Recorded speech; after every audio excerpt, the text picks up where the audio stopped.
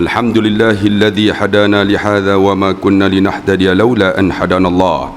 Asyhadu an la ilaha illallah wahdahu la syarikalah. Wa asyhadu anna Muhammadan abduhu wa rasuluhu sayyidul mursalin wa ala alihi wa sahbihi ajma'in. Allahumma salli ala Muhammad wa ala alihi Muhammad.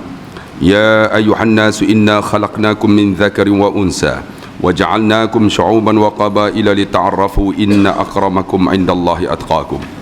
Wahai manusia, kamu dijadikan daripada lelaki dan perempuan bersuku-suku, berbangsa-bangsa, supaya kamu mengenal di antara satu sama lain. Tapi yang paling mulia di kalangan kamu iaitu yang bertakwa kepada Allah. Wa tazawwadu fa inna khairaz zadi taqwa. Berbekallah, sebaik-baik bekal ialah takwa. Amma ba'. Alhamdulillah, hari ini ramai noh. Dengan itu saya mengisytiharkan minyak naik. Tuan-tuan yang dikasihi dan dirahmati Allah, kita sambung bab sakaratul maut kita, pertanyaan yang ke-19. Apakah boleh mensolati mayat di kuburnya? Boleh tak?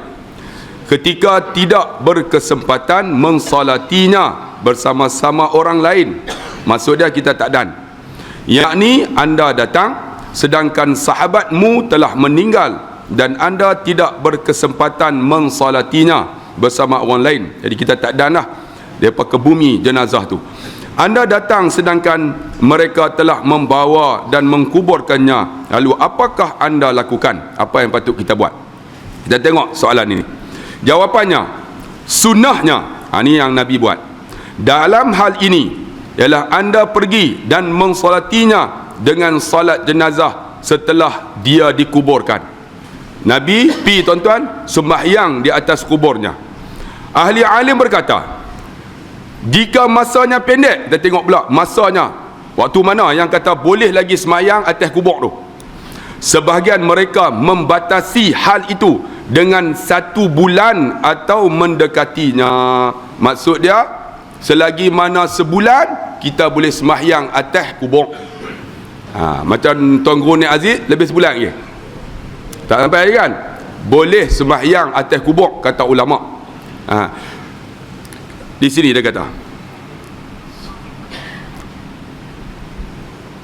berdasarkan hadis yang diriwayatkan oleh Bukhari dan Muslim dari Abu Hurairah radhiyallahu an, ia menuturkan, ni Nabi kata macam ni, seorang wanita penyapu masjid, dia ni tok siak tapi tok siak perempuan, dia sapu masjid tuan-tuan. Dalam sebuah redaksi dikatakan laki-laki, setengah kata lelaki. Dalam satu karangan yang lain dia kata penyapu masjid tu ialah lelaki. Meninggal dunia, mati, seolah-olah mereka menggambangkan. Maksud dia perihalnya, maksud dia menggambang ni bahasa Indonesia. Gambang dia, gambang dia, gampang dia. Gampang tu. Mereka buat tak kisah. Menggampangkan maksudnya buat tak kisah perihalnya, dan mereka tidak ingin memberitahu kepada Rasulullah sallallahu alaihi wasallam. Maksud dia tak mau habaq dengan Nabi, buat tak kisah dengan Nabi. Mengenai perihalnya, yang penyapu tadi, orang yang sapu dekat Masjid Haram tu dah mati. Mereka mensolatinya, mereka semayang, dan menguburkannya. Tanam tu ketika beliau menanyakan perihal itu, Nabi tanya tentang wanita yang mati tu, atau setengah kata lelaki. Mereka memberitahukan bahawa mereka telah menguburkannya. Lalu beliau berdiri atas kuburnya dan mensolatinya dengan salat jenazah. Dia ambil pada hadis ni lah. Bila orang tu mati tuan-tuan, kita tak sempat, mak kita mati, kita duduk dekat UK, macam mana boleh buat? Boleh kita salat ghaib. Ghaib macam mana? Nanti kita akan bincang tuan-tuan. Ulama bagi 2 pendapat. Setengah kata boleh, setengah kata tak boleh. Dia akan ambil riwayat daripada Nabi salat Najashi di Habsyah. Dia kata macam mana? Boleh mak kita mati di sini, nak balik tak dan, kita boleh salat jenazah ghaib. Macam mana? Sahaja ku sembahyang salat jenazah ghaib tambah, kemudian 4 takbir kerana Allah Ta'ala. Mudah aja. Jangan pula saja aku semayang salat jenazah ghaib 2 rakaat Mampu ya tuan-tuan. Jangan duk rokok pula, kan? Macam biasalah, saja aku semayang solat jenazah, ghaib tambah. Kalau perempuan, ghaibah. Perempuan, kalau lelaki ghaib lah, usalli ala hadzal mayit, ghaib. Kalau perempuan, usalli ala hadzal mayitah, ghaibah. Maksud dia tak nampak. 4 takbir lillahi ta'ala, Allahu akbar macam biasa. Kemudian baca Fatihah, Allahu akbar, selawat, Allahu akbar, Allahumma ighfir lahu warhamhu, ataupun Allahumma ighfir lahum warhamhum. Allahu akbar, nak baca boleh, tak baca boleh, senang aja. Assalamualaikum warahmatullahi, pahala besar. Kemudian kita doa, Allahumma bihaqqi Muhammad wa ali Muhammad alla tu'azib hazal mayit, kalau lelaki. Kalau perempuan, alla tu'azib hazihil mayyitah, jangan azabkan dia. Kemudian kita doa, Allahumma ja'al qabrahu raudatan min riyadil jinan. Ini paling senang disebut dan selalu ulama sebut. Allahumma ja'al qabrahu, kalau lelaki. Kalau perempuan, Allahumma ja'al qabraha raudatan min riyadil jinan wala taj'al qabraha hufaran min hufarin niran. Ya Allah, jadilah kuburnya taman surga, dan jangan kau jadikan kuburnya lubang neraka. Kemudian tambah doa ni, Allahumma anta rabbahu wa anta khalaqtahu wa anta hadaitahu lil Islam wa anta qabatta ruhahu wa anta a'lamu sirran wa alaniyatahu, Allahumma faghfirli wa lahu. Ya Allah, ampun dosaku dan dosa dia. Kalau kita jadi imam, ya Allah, ampun dosa kami dan dosa dia. Tuan-tuan, kalau tak boleh bahasa Arab, bahasa Melayu lah. Kita tak mengaji Arab, Melayu. Ya Allah, mak aku dah meninggal ya Allah di Malaysia, ampun dosa dia. Luaskan kuburnya sejauh mata memandang, jangan jadikan kuburnya lubang neraka Allah, jadikan taman-taman surga Allah. Kemudian dia tambah, ya Allah, ampunlah dosaku ya Allah, dosa mak aku ya Allah yang meninggal ni ya Allah. Sembahyang ghaib, doa lepas tu. Mudah tuan-tuan. Kalaulah tuan-tuan terima tuan-tuan doa seorang anak, jamin mak dia syurga Allah. Allahu akbar. Tuan-tuan, sembahyang ghaib mak, tiba-tiba dia boleh balik. Kata ulama, syaratnya tak lebih pada sebulan. Boleh dia pi sembahyang atas kubur. Sembahyang atas kubur lah. Macam mana? Kiblat belah sana. Jadi kita lelaki duduk dekat kepala ke tengah? Kepala. Kalau perempuan duduk dekat tengah, dekat dada tu. Jadi kita tengok mayat macam mana. Agak-agak mayat ni dia tak batu nisan tang ni, ataupun pacak pokok. Kita mati duduk tang ni ya. Betul tak? Kan? Kalau mak kita duduk tengah sikit, semayang macam biasa. Syarat dia kata sini tak lebih pada sebulan. Kalau sebulan, kata ulama, eloklah berdoa sahaja. Kita bibi-bibi, kita baca Yasin lah. Baca Yasin ke, baca apa ke, kemudian tadah tangan. Kalau boleh tuan-tuan, kata ulama, mayat macam ni, mayat duduk macam ni, kita duduk macam mana? Kita ziarah kubur ni ada cara dia tuan-tuan. Jadi bila kita nak doa, setengah kata duduk arah kiblat, tuan-tuan. Setengah ulama kata kita duduk menghadap akan mayat. Mayat macam ni, kita duduk macam ni. Ya Allah, ini mak aku ya Allah, seperti bercakap dengan mak. Ampunlah dosa dia ya Allah, rahmati dia ya Allah. Ya Allah, sesungguhnya mak aku ini ya Allah, banyak dia buat baik kepada aku. Aku tak sempat nak balas baik. Ya Allah, keluaskan kuburnya sejauh mata memandang ya Allah. Kan? Doa, kalau boleh hadap mayat. Ataupun kalau pergi dekat Mekah, mereka tak bagi hadap mayat, mereka suruh hadap kiblat. Tapi ada dua pandangan ulama. Kita teruskan lagi. Menurut Bukhari, dari hadis Ibnu Abbas secara mauquf, yakni berhenti dekat Ibnu Abbas, padanya yang mendekati hukum marfu', maksud dia boleh terima hadis ni. Satu lagi mardud, tertolak hadis. Ini boleh terangkat, boleh terima. Ia menuturkan, dia kata macam ni, Nabi SAW mensalati kubur seorang anak yang meninggal beberapa waktu, maksud dia mati lama dah, berapa hari. Lalu beliau mensalati orang yang telah dikuburkan sebulan lamanya, dah tanam sebulan, maka inilah hadis yang diambil, boleh sembahyang jenazah atas kubur, syarat dia sebulan. Ini hadis yang diambil daripada Ibnu Abbas. Sebahagian ahli sunnah membatasi sebulan, setengah kata bukan sebulan, ada cukup sebulan. Adapun yang telah lama dikubur, maka tidak perlu disolati. Macam saya kata tadi, kalau lebih daripada sebulan, tak payahlah pergi semayang, tetapi cukup dengan mendoakan dan memohon ampunan baginya. Maksud dia kalau orang tu dah mati lama dah, tuan-tuan, kita di sini buat tahlil lah, jangan pula tuan-tuan setengah lah ni orang Melayu tak tahu dulu lah, zaman dulu ni bila dia duduk-duduk, ada ahli keluarga mimpi jumpa mak ayah dia, malam esok buat kenuri selalu lah kan. Kenuri tak kenuri ni bukan masalah soal mati ni tuan-tuan. Yang ni ditegah, bila mayat tu mati kita buat kenuri, tegah. Ada hadis kata tegah tuan-tuan, sebab bila buat kenuri kita memudaratkan akan orang yang menghadapi kematian tersebut. Nak buat tahlil, nak doa, tak ada masalah, tidak? Tuan-tuan pergi ramai-ramai, abang kami tak mau makan apa, kami nak buat tahlil ya, salah ke? Salah weh. Tuan-tuan main rumah saya mati dah, sabar kat bini saya, yang jangan sebut yang, aku tombok dengan boleh kot bini aku kan. Bibi, ustaz dah mati dah, kami anak murid ustaz dah jangan buat apa, kami nak buat tahlil, nak doa untuk ustaz, tak ke seronok. Wa ta'awanu 'alal birri wa taqwa, kita tolong-tolong. Mana tahu tuan-tuan, tengok saya masuk syurga, saya akan tengok tuan-tuan.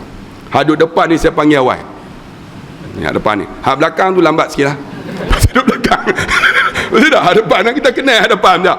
Hadapan ni, ya Allah, dia pernah duduk dalam kuliah aku, ya Allah, aku masuk syurga, ya Allah, aku menyampaikan mereka, ya Allah, belum lagi, ya Allah, kau tarik mereka masuk syurga, ya Allah, kita wa ta'awanu.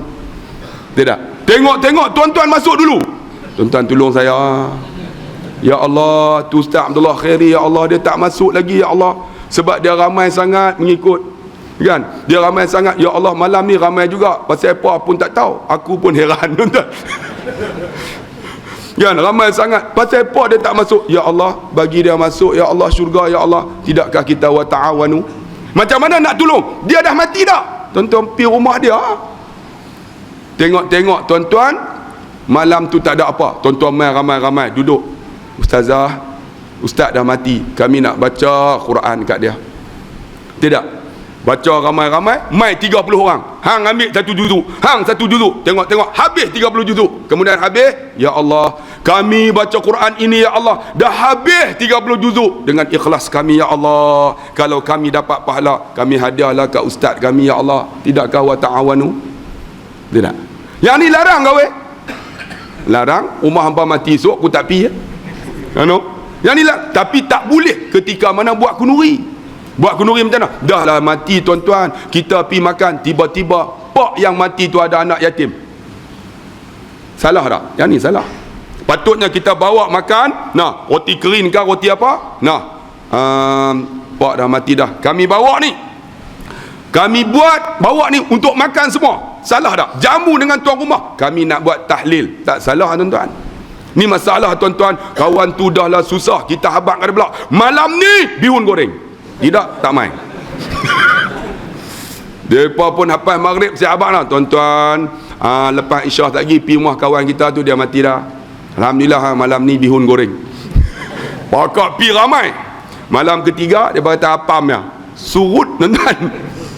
Yang ni yang salah tuan-tuan. Tak ada masalah kalau kita nak tolong sahabat-sahabat kita kan, tapi boleh tak kalau semayang hadiah? Ada orang duk buat lah ni, lepas semayang mereka bagi sampul, buka-buka RM5, salat hadiah kepada si mayat. Tak ada bang, salat hadiah tak ada. Kalau ada untung banyak, tuan-tuan main mengaji ni baru insap sebulan. Orang kaya mati-mati terus habaq kat bini ni, kalau abang mati ni, abang baru insap sebulan ni, dengar ceramah Ustaz Abdul Khairi, abang duit banyak, dalam bank tu suruh mereka semayang hadiah ke abang. Lama dia duit banyak, untung banyak yang tu tak ada. Puasa boleh puasa boleh lah untuk si waris tunai kan, tapi semayang hadiah tak ada. Ada lah dia bagi RM5, suruh semayang kat dia, mayang hadiah macam mana aku pun tak tahu. Semayang 2 rakaat pun tu. Semayang sunat wudu pun. Lepas tu, sunat wudu ini aku sedekahkan pahala untuk dia, hadiah kat dia. Berlambak orang duit banyak masuk syurga. Orang tak ada duit, tak ada siapa nak hadiah. Problem bang, nak mengaji bang. Kalau bagi hadiah, hampa ambil, bukan hadiah, hampa pediah. Belah balik tuan-tuan. No, lepas tu belilah kan. Saya tahu dulu duk ikut orang semayang mayat, dapat RM4. Dapat RM4 tu Tok Bilal kata, tak mana nak berhenti pasal malam gok peru. Sebab apa? Dia driver, dia dapat RM20, dia berlambak. Kami dapat RM4 lah. Lain kali pergi tengok ikan temenung RM7, duk meleleh elok. Dia beli, dia duit banyak. Yang tu kalau orang bagi, ambil kan. Tapi kalau boleh tuan-tuan, apa salahnya kalau kita duit ada, mereka bagi kat kita, kita ambil. Lepas tu masa nak balik tu, jumpa waris tu, bagi balik. Ni duit ni bagi kat saya ambil ni, nah saya sedekah balik. Kalau boleh sampul tu ada RM4, tuan-tuan tambah lagi. Ni hak saya punya, boh RM6 jadi RM10. Apa salahnya? Tidak. Kita nak dapat pahala, nak bantu dia. Ini tuan-tuan, alhamdulillah masjid-masjid saya tengok kawasan-kawasan Pulau Pinang ni banyak dah depa buat, panggil siapa nak semayang mailah, duit tak bagi. Dan pintu terbuka luas, lepas semayang boleh belah. Sebab lepas semayang, wahai anak-anak muda, siapa tak semayang jenazah, kebanyakan mereka akan tutup. Yang kita duk amal ni tuan-tuan, belah utara lah. Tuan-tuan pergi Selangor tak ada. Yang duk sampul-sampul ni tak ada tuan-tuan. Johor lagi tak ada. Mereka tak ada tuan-tuan semayang kait-kait tu lepas jenazah. Siapa main-main tu semayang. Ikhlas tuan-tuan. Kalau 10 orang, bagus. Hari dia akan cerita bagaimana kita nak semayang solat jenazah yang paling betul. Kita nak buat sah macam mana. Tuan-tuan, malam ni panjang sikit ni, tapi oleh kerana malam ni ada futsal, ustaz pun main juga, lawan dengan Dr. Izhar. Saya dengan Dr. Izhar, aku bukan reti main pun, tapi aku menghentam ya. Apa nak raih sahabat-sahabat kita tuan-tuan, anak-anak muda suruh main bola, main jugalah tuan-tuan. Aku dah slip disk, aku takut pakai tak ada kuliah dah bulan depan betul. Main bila jadi siapa anak muda lepas ni kita pergi Sapira. Tak ada Sapira? Yang agak-agak boleh main bola support pakcik jangan no, agak-agak yang muda-muda kita main. Ustaz Abdullah Khairi akan lawan Dr. Izhar yang TB9 kami kita lawan insya-Allah. Saya main 5 minit aku tepak mula betul lepas orang lain 40 lebih tuan-tuan. Raih kawan-kawan kita ni. Okey, kita tengok tu faham boleh okey, pertanyaan yang 20, hukum menyebarkan berita kematian. Ni boleh tak? Apakah hukum menyebarkan berita kematian dalam Islam? Kita sebar berita kematian, boleh tak? Kita tengok. Jawapan, Imam Ahmad dan Tirmizi meriwayatkan daripada Huzaifah ibnu Yaman. Ia menuturkan, naha Rasulullah anin na'i. Rasulullah sallallahu alaihi wasallam melarang menyebarkan berita kematian. Tak boleh. Tapi tak boleh tu ada huraian di bawah. Kena bagi faham. Yang kata tak boleh tu, dia main-main singgah, tiba-tiba dia dengar tak boleh, terus start betul belah balik. Lepas tu dia buat cerita, Allah ustaz kata tak boleh orang mati tak boleh habaq. Siapa? Ustaz Abdullah Khairi. Oi, dengar bagi habis oi. Hak tidur, woi, dengar nak. Dengar tidur, ni bagi habis. Beliau bersabda, tengok, la na'ya fil Islam, dilarang menyebarkan berita kematian dalam Islam. Tak boleh menyebar kematian, yakni na'i. Yang dilarang ialah mengkhabarkan kematian untuk mempopularkannya. Tak boleh popular. Saya mati, waris saya bubuh dengan takziahnya Ustaz Abdullah Khairi telah meninggal dunia. Saya pengurusi syarikat-syarikat, orang yang bawah syarikat saya akan ucap takziah. Maka saya jadi masyhur, haram tak kenal pun, orang pakat kenal. Yang tu haram. Yang daripada hubungkan ucapan-ucapan tak payah bang. Ni tengok huraian dia. Kita tengok. Supaya dengan berita itu kedudukannya lebih popular. Kita duk hubungkan. Tengok orang Cina tengok. Bila mati mak dia pengurusi syarikat, maka bawah-bawah anak syarikat bakal ucap kan. Saya suka tengok tuan-tuan, kadang-kadang ucapan orang Cina ni dalam star. Sebab tengok Cina mati, tuan-tuan tengok anaknya, kadang-kadang salah seorang daripada anaknya Islam. Tuan tengok Apa tak tengok dia mati tu, tengok acknowledgement. Kemudian bawah tu tengok nama Muhammad Farhan bin Abdullah. Rupanya anak dia seorang masuk Islam. Saya cukup seronok, alhamdulillah. Kadang-kadang Hindu mati, tengok anak dia seorang Islam, perempuan kahwin dengan orang Melayu. So, ya Allah, alhamdulillah ada seorang anak. Kadang-kadang tak ada langsung. Tak ada langsung, macam mana kan? Tak dapat hidayah lagi. Yang tu tuan-tuan, untuk popular, orang kapiak happy. Kita tak payah. Tuan-tuan tengok Tuan Gubernur Aziz, banyak tak ucapan-ucapan? Tak banyak kan? Tak banyak. Walaupun dia bekas menteri besar. Sebab apa? Itu nak popular tak boleh. Tambahlah nak burukkan orang lagi tak boleh. Kita nak tengok mampus dah orang tu, kita pun tulis alhamdulillah Mangkuk Ayun ni telah meninggal. Yang tu lagi tak boleh. Tapi nak cerita keburukan orang untuk kebaikan orang, tak ada masalah. Contoh Kamal Ataturk, tuan-tuan, sampailah orang dok cerita tentang kezaliman dia. Boleh tak? Boleh untuk ambil iktibar, cerita keburukan orang. Tapi kalau mengaji psikologi, dia kata apa? Ambillah daripada keburukan itu akan kebaikan, kamu akan tenang di atas hati. Keburukan orang tu kita ambil kebaikan, kita tenang. Sebab tu orang tuan-tuan duk telefon saya kaunselor tuan-tuan, depa telefon, ustaz ni suami saya ni macam mana ustaz, saya beranak ustaz, dia pergi hantar hospital, pergi ambil hantar rumah mak saya, kemudian dia main tengok, esok tengok, lusa tak tengok, ustaz dia tak layan saya ustaz. Psikologi kata apa? Tengok keburukan itu ada kebaikan, kamu akan tenang hati. Suami kita bukan wali Allah, bukan Nabi. Suami kita makhluk biasa, makhluk Allah. Dia ada kelemahan. Bila tengok suami daripada keburukan tu ambil kebaikan, kita akan tenang. Macam tu juga anak. Apa anak saya ni? Bang, tengok anak kita keburukan, tengok kebaikan. Sebab tu kalau boleh mak-mak yang ada anak, jangan doa tak elok dekat anak. Anak saya teruk ustaz, kalau boleh bagi mampus bang. Jangan bang, dia makbul. Kalau boleh, ya Allah, anak saya ni teruk ustaz, harap-harap jadi bagus ya. Hidayah bukan milik kita, hidayah milik Allah tuan-tuan. Kita cari keburukan tu, kebaikan di sebaliknya tuan-tuan. Tapi orang yang tak elok, contohnya Mustafa Kamal Ataturk, kita cerita. Sebab apa? Dia cukup zalim. Zalim macam mana?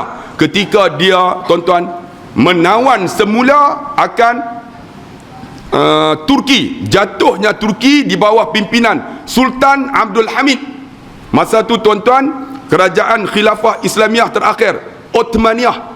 Yang menjatuhkan khilafah Islamiyah ialah Kamal Ataturk. Kamal Ataturk ni zalim tak zalim?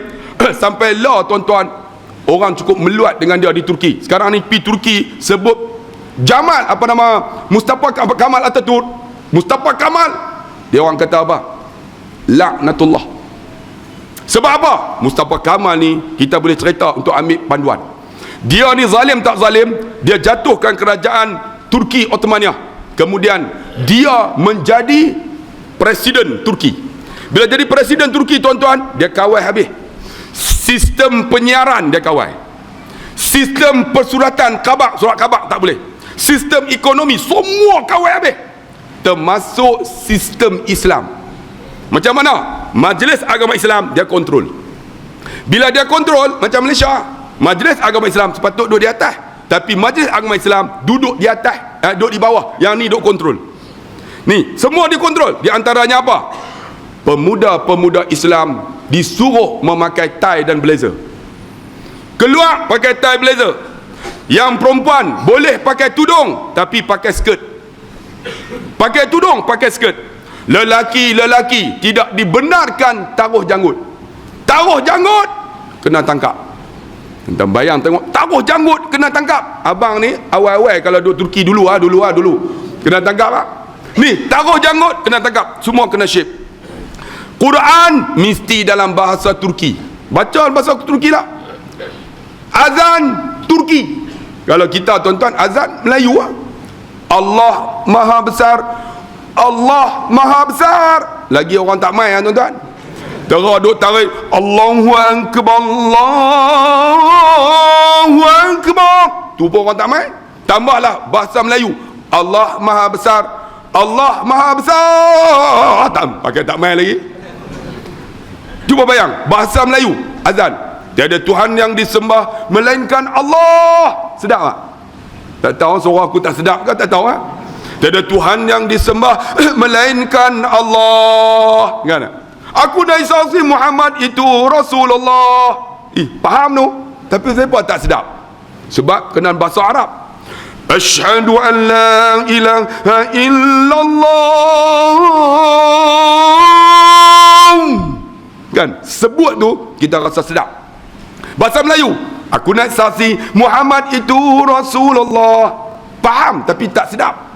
Walaupun bahasa Arab kita tak faham tapi rasa sedap. Ada orang Cina dengar azan masuk Islam. Cuba bayang, bahasa Melayu, tak tahu bahasa Turki macam mana kan? Marilah semayang. Faham tak? Tapi sedap tak? Tak sedap tu. Kalau hayya 'alas salam, kan? Tak faham tapi sedap dia. Sebab apa? Tuhan dah bagi dah azan ni untuk halwa telinga kita. Kan? Marilah semayang. Aku bermenit. Tak sedap no? Tiba-tiba mari menuju kejayaan. Tuan-tuan faham tak? Faham. Tapi kenapa tak sedap? Sebab kalimah Melayu yang ni lah ditekan dalam azan bahasa Turki. Allah tuan-tuan, kalaulah kita faham tuan-tuan, tuan-tuan kalau mengaji bahasa Arab, Allahu Akbar ini, Akbar ini isim tafdil. Isim tafdil tuan-tuan, maksud dia kabir itu besar. Boleh kita azan Allahu kabir, Allahu kabir, kabir itu besar. Tapi Allah kata akbar, akbar itu isim tafdil, tersangat besar. Khairi kecil. Khairi itu maksud dia baik. Kalau tersangat baik, akhyar. Kalau Hasan baik, tuan-tuan kalau nama anak Hasan, tuan-tuan nak bagi nama cucu lebih baik pada tuan-tuan, tuan-tuan bagi nama Ahsan. Ahsan tersangat baik. Kalau kecil, saghir. Tersangat kecil, asghar. Akbar ni tak ada besar dah. Tu azan, muazzin, Allahu Akbar, Allah Maha Besar. Kita duk basuh kereta. Saya nak tanya, kereta lebih besar atau Allah besar? Kita tak faham. Allah Maha Besar. Ada orang duk di kedai lagi bang.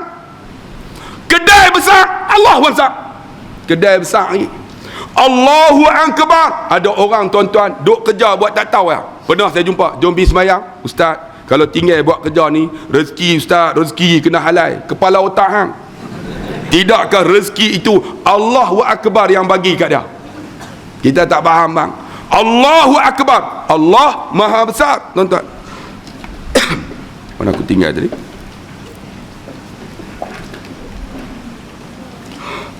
Bambu. Sebab tu kalau dengar Allahu Akbar, bang tinggal bang. Kan? Tinggal, bila tinggal rezeki Tuhan bagi, kan? Kemewahan Tuhan bagi, Tuhan bagi, ketenangan Tuhan bagi. Tapi di Turki tuan-tuan tak boleh azan dalam bahasa Arab, mesti dalam bahasa Turki.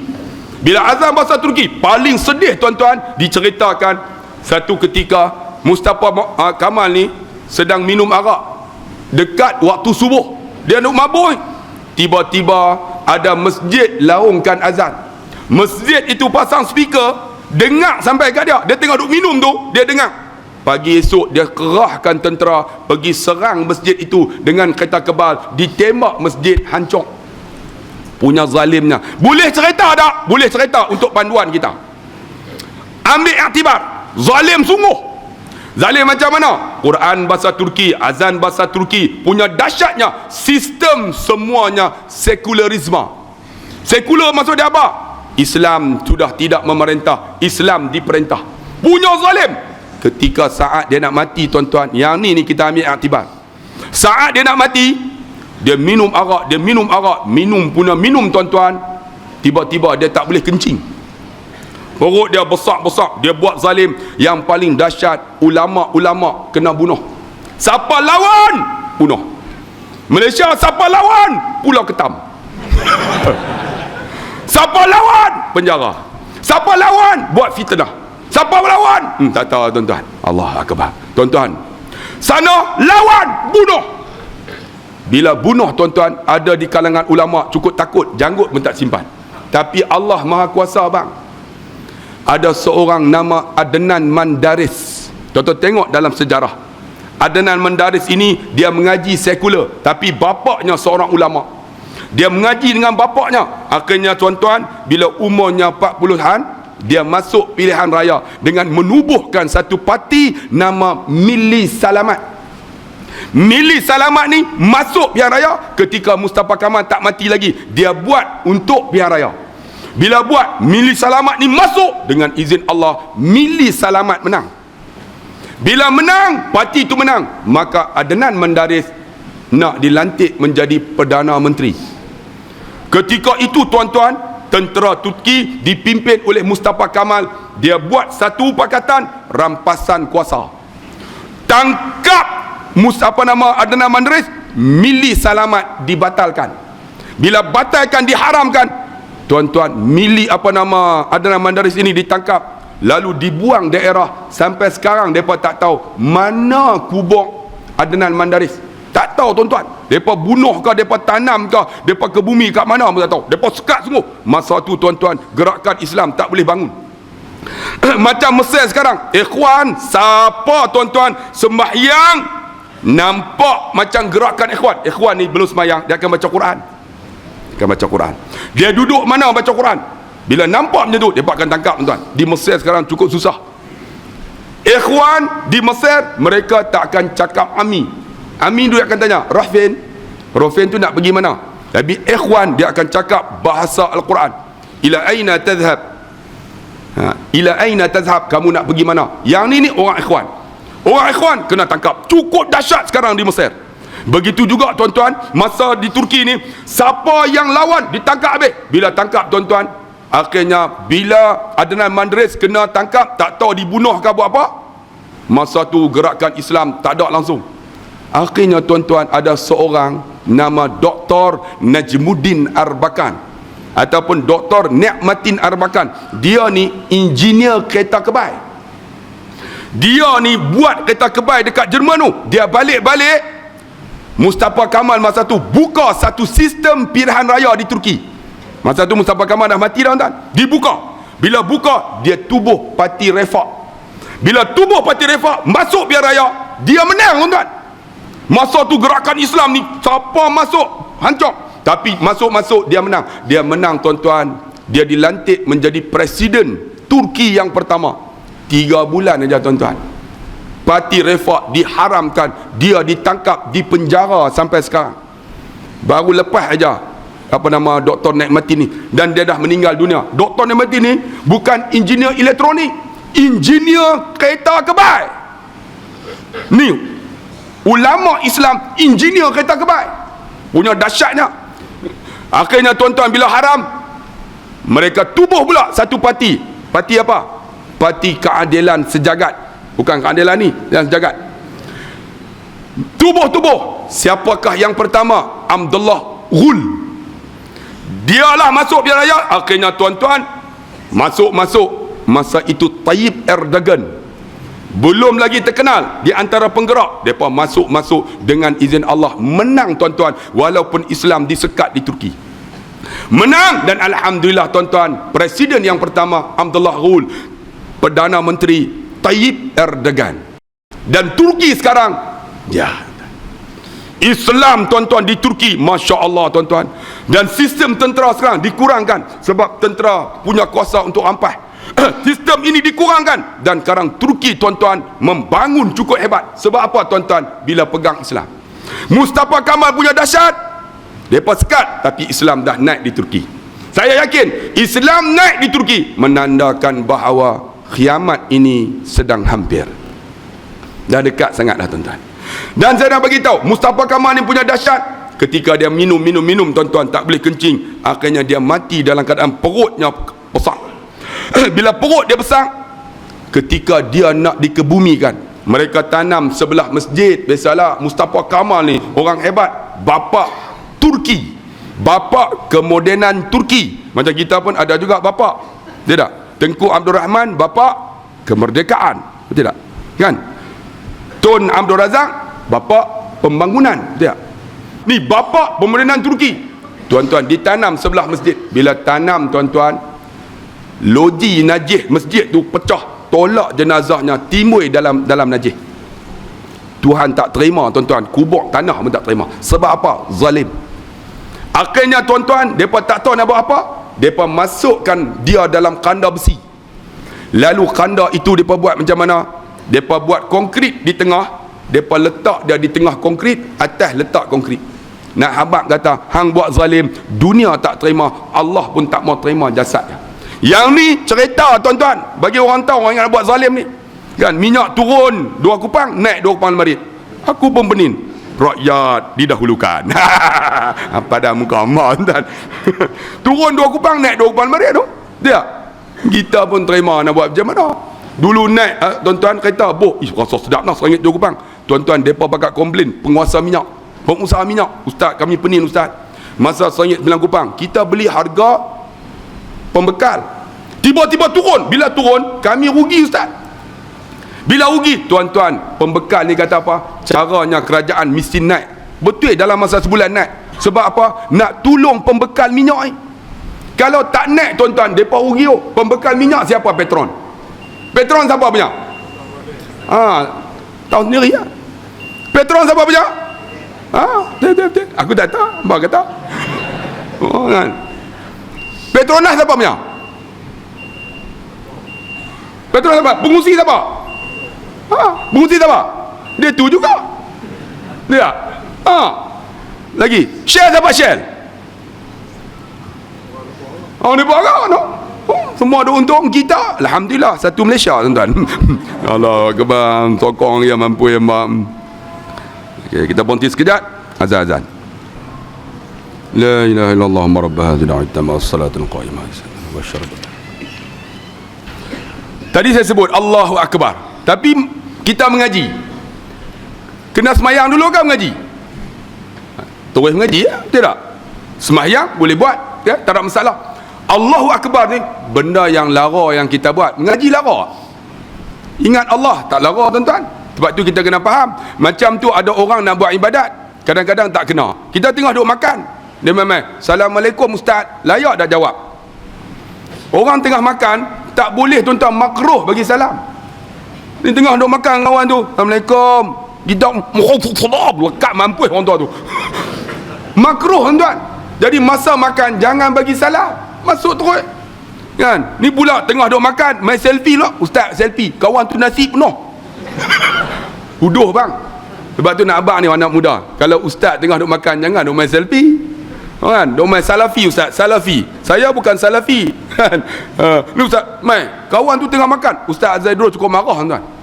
Sebab tengah makan aib, tuan. Kita makan bukan nampak nasi kan. Tengah makan dah lah, gigi tak ada lah, penuh bersembok.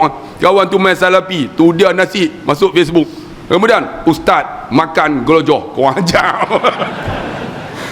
Makan, tambah tengah lapar kan, kita makan. Sebab tu kalau boleh, anak-anak muda, ketika ustaz makan kan, mana ustaz saja, tak payahlah ambil gambar masa tu. Kawan tu dah ready dah, siap, cuci semua. Okey, ambil gambar, tak ada masalah. Betul tak? Sebab tu kita kena mengaji. Ada bab nak dapat pahala, rupanya dapat dosa. Macam ni juga, kita nak masyhurkan benda ni. Orang tu mati, boleh tak? Dia kata sini, supaya dengan berita itu kedudukannya lebih popular, lebih kedudukannya dengan selayaknya sebagaimana yang dilakukan oleh manusia pada hari ini melalui surat-surat khabar dan majalah. Misalnya dikatakan, kami sampaikan berita duka kepada anda, bulan ini meninggal dunia pada hari demikian dan demikian. Mereka menyebarkan berita duka berbagai surat khabar. Ini merupakan pemberitahuan yang diharamkan.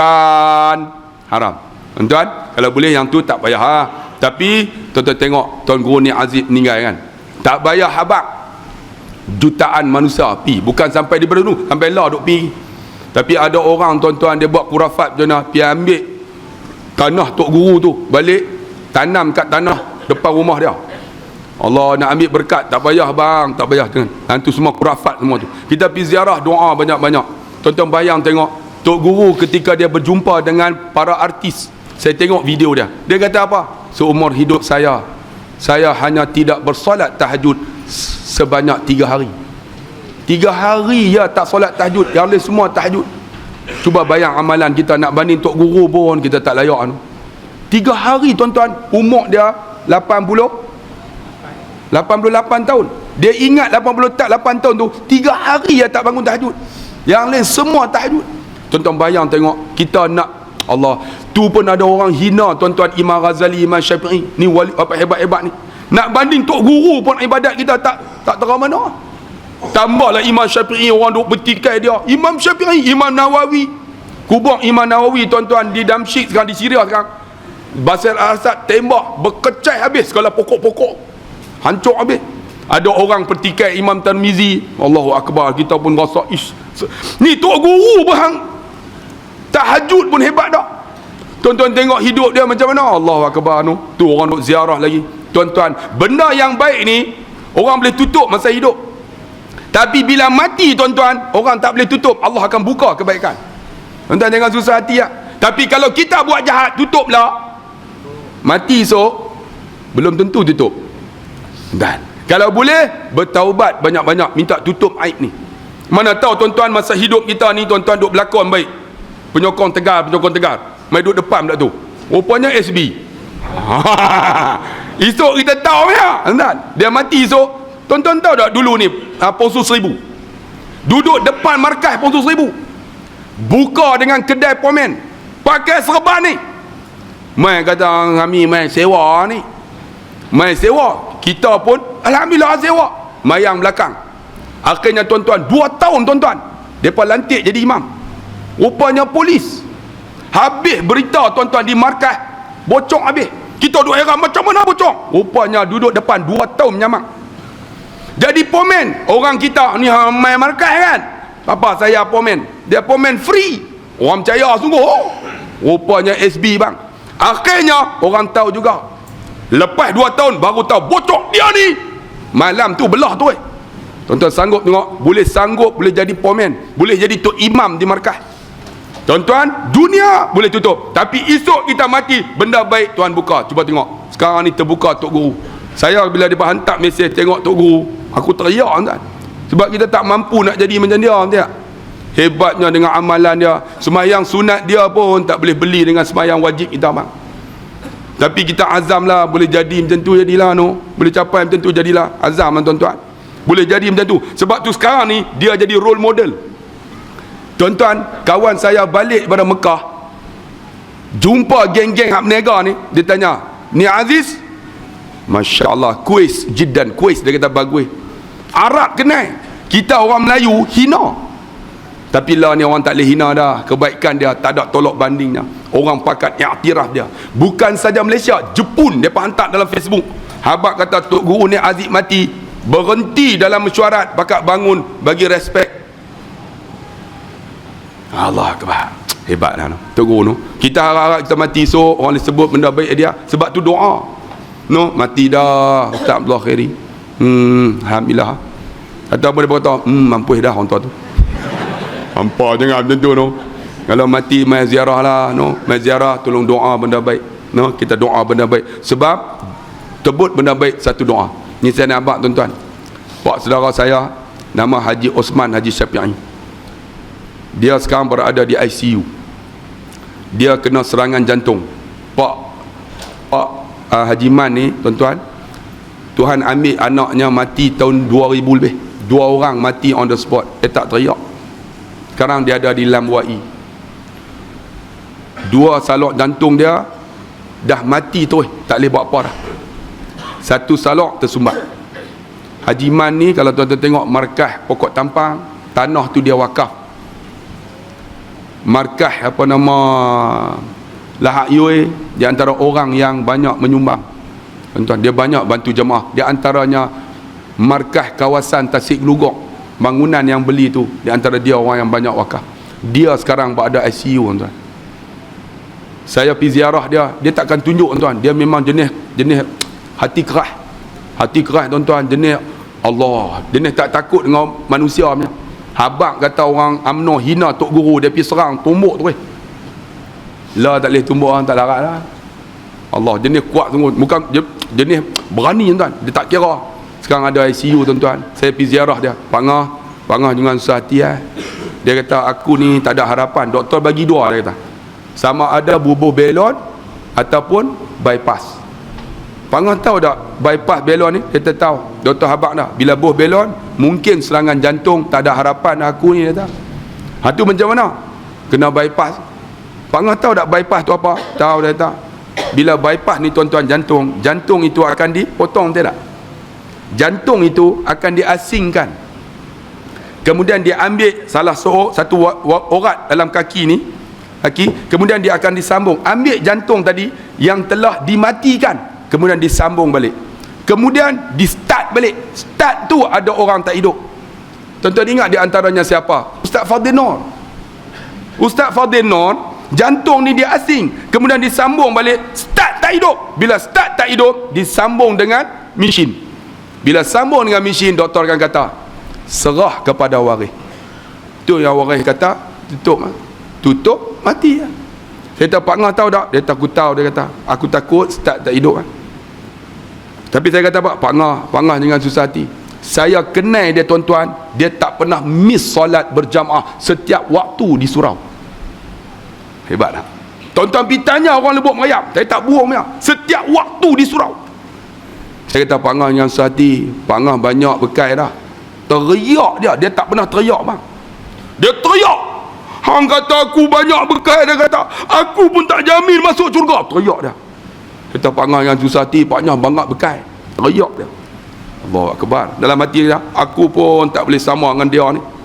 Dia boleh sabar anak dia mati accident on the spot. Orang abang Pak Ngah, anak Pak Ngah mati, dia kata apa? Tu bukan aku punya, dia kata. Tu Tuhan punya. Tuhan nak ambil, aku nak buat apa? Dia boleh sabar tu. Tapi kemarin saya kata Pak Ngah banyak bekai, dia teriak. Tuan-tuan kalau boleh lah tuan-tuan doa lah.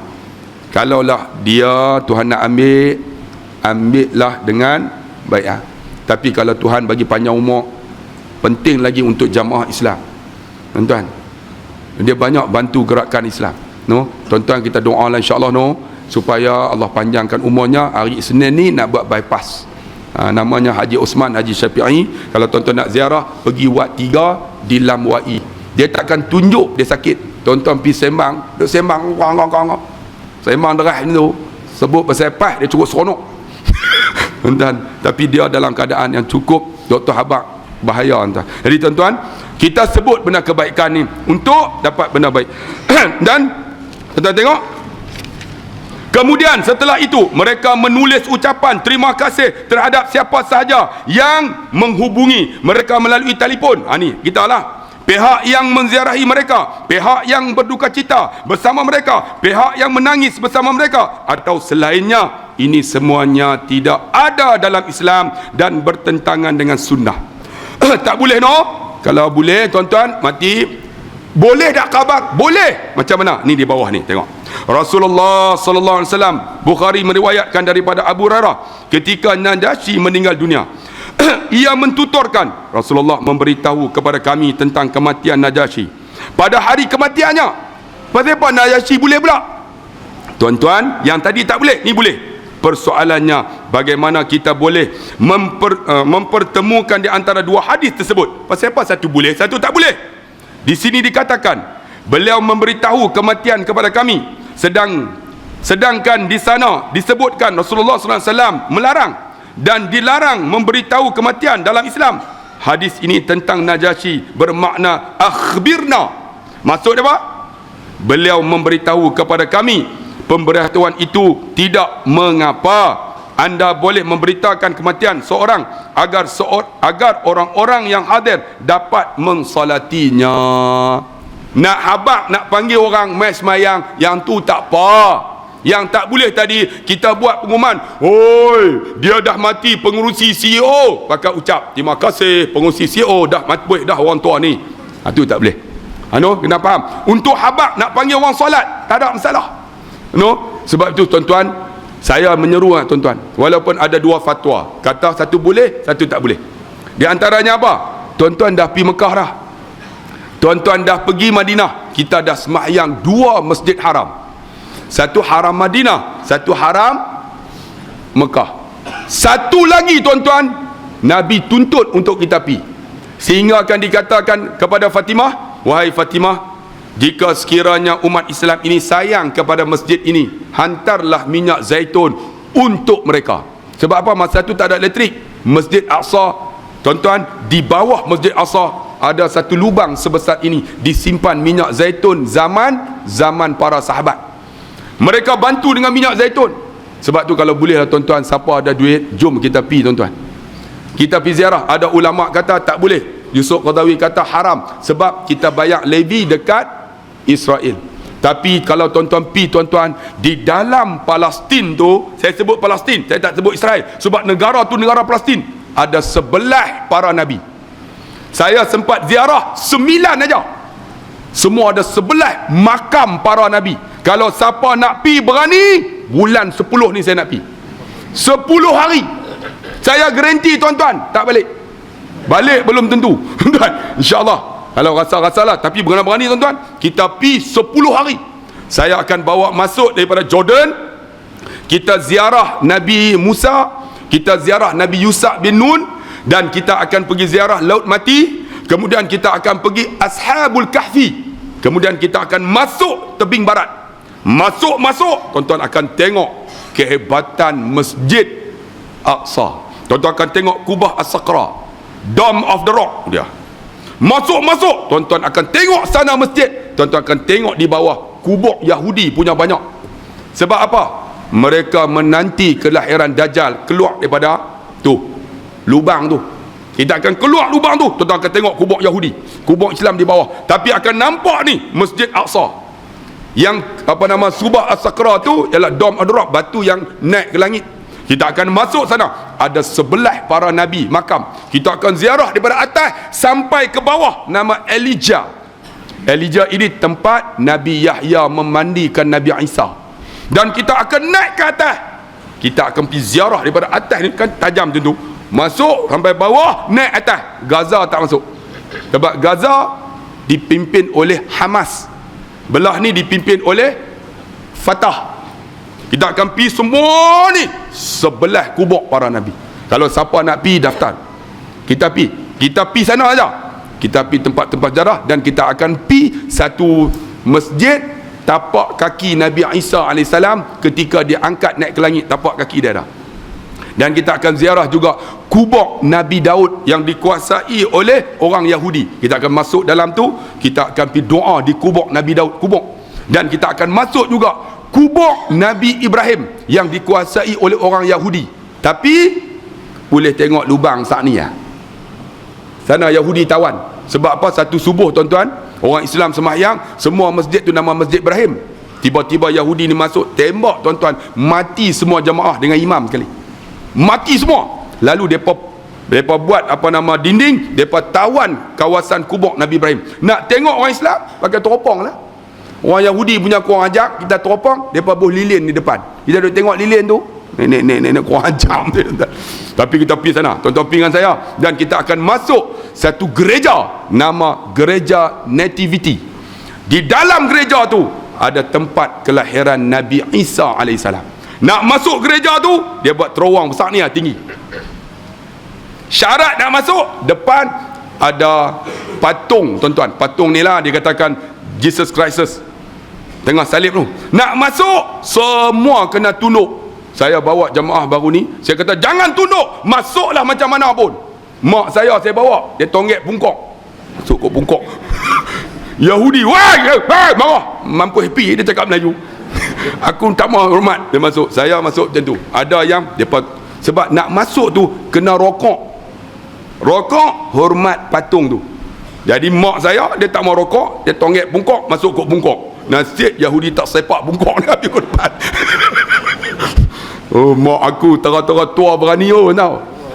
Siapa yang ada duit, jom kita pergi, insya-Allah. Kita akan bertolak 11 bulan 10, 7,500. Orang perempuan daftar dengan Ustazah Azizah. Ustazah Azizah ada situ tak? Cuba angkat tangan tengok. Semua mengaku Ustazah Azizah. Ustazah Azizah daftar dengan dia. Kita akan bawa insya-Allah 2 biji emas. Tonton pergi sana, dia tuan-tuan akan rasa kehebatannya. 11 kubur para nabi kita ziarah bulan 10. Dan insya-Allah siapa yang nak lelaki terus direct dengan saya, dan kita nak bawa 2 biji bas, kita akan pergi sana. Tuan-tuan akan rasa gerunnya. Masa tu tuan-tuan tahu kita akan pergi ziarah nanti. Ada orang pergi Palestin, depa tak pergi pun tiang jin. Kita akan pergi tengok yang mana tiang Efrit. Besar tuan-tuan, besar mihrab ni. Tiang Efrit bawah Masjid Aqsa. Saya akan bawa masuk sebab imam Masjid Aqsa tu kenal. Kita akan bawa masuk. Jangan pula tuan-tuan dia kata Efrit, pakak pergi peluk pula. Ya Allah, bagi awak balik sekok. Ya Allah, mampu ya. Balik-balik jadi jin tuan-tuan. Jangan pergi tengok sudah. Sana pergi. Sebab apa? Tengah semayang Jumaat, tuan-tuan, dia akan tunjuk perasaan. Tunjuk perasaan, nanti akan tahu. Pam, tembak. Jadi tuan-tuan jangan takut. Buat tak tahu sudah, mati syahid. Wah ni. Dan kecut dah tuan-tuan. Sembang deras ya. Jom tuan-tuan. Dapat ada duit dah. Dah pergi Mekah. Terai tengok. Sonok bang, bukan sonok. Tembak ni. Saya bawa Tunggu Jinan. Bukan nak aib dia. Dia pergi mana pun pakai serban, pakai kain. Tengah semayang, pam, pakat lari habis. Bila lari kita bukan lari takut, menyorok kan, kita menyorok. Dia pun lari juga. Rupanya pegang bawah. Dia tak apa tu guru. Aku sependa tak pakai. Mampu tu guru. Pi sampai pasti penda tak pakai. Aku tak apa tu guru. Lama dia tak susah bagi senang bergerak. Tu guru Jinan saya ada lawak tuan. Saya bawa tu guru tuan, tu guru Jinan dengan anak murid seronok tuan, insya-Allah. Bukan seronok tapi kita pergi sana nanti, cerita sikit tuan-tuan. Kita akan masuk dalam Masjid Aqsa. Yang kena kuat hak sakit lutut tak boleh. Siapa sakit lutut, jalan macam penguin, hak tu Assalamualaikum tolak awal. Sebab nak masuk Masjid Aqsa ni, dia ada dinding. Nak masuk ke Masjid Aqsa 700 meter. Sampai sana baru masuk. Nak masuk umur 45 ke atas. Anak muda tak boleh No, tak boleh Tak boleh, anak muda tak boleh.